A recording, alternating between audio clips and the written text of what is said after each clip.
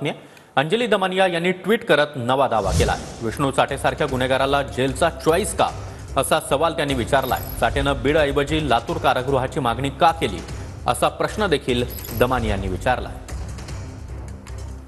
चाटे संदर्भातलं हे ट्विट आहे। लातूर आणि बीड या दोन जागेची त्या ठिकाणी त्याला चॉईस देण्यात आला आणि काय म्हणाले, कसं पाहता याकडे एकंदरीत? आपण सुरुवात विष्णू चाटेपासून करूया। त्यांनी काही दिवसापूर्वी कोर्टाकडे मागणी केली की त्यांना बीडऐवजी लातूर पोलीस स्टेशन जेलमध्ये ठेवण्यात यावं आणि याच्या मागची जे कारण होतं त्याचं मी ट्विट केलं की त्यांच्या अतिशय जवळचे लोक आणि काही त्यांचे नातेवाईक देखील लातूरच्या जेलमध्ये असल्यामुळे त्यांना तिथे जाऊन प्रेफरन्शियल ट्रीटमेंट हवी होती। म्हणजे आता गुन्हेगाराला जेल ऑफ चॉईस मिळतो की काय, आणि त्यांनी तशी मागणी केली आणि त्याला ते दिलं गेलंय।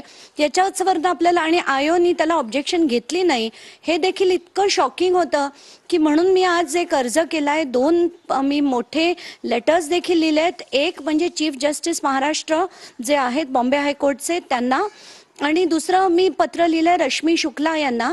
त्यांना आता मी वैयक्तिक भेटून हे सगळे मांडणी करणार आहे की जे जे असे हार्डकोर क्रिमिनल्स असतील यांच्यासारखे त्यांना नेहमी असा हा रूलच बनवून टाका की जेल जी आहे ती त्यांच्या जिल्ह्याबाहेरच्या मोठ्या जेलमध्ये ठेवण्यात यावं। जसं मी म्हटलं की त्यांना लातूर जेलमध्ये न ठेवता त्यांना मुंबईच्या आर्थर रोडमध्ये आणल्यानंतर मात्र हे सगळं जे आहे ते थांबेल आणि त्यांचा जो यंत्रणांवरचा दबाव आहे, प्रेफरन्शियल ट्रीटमेंट आहे, ती सगळी थांबेल।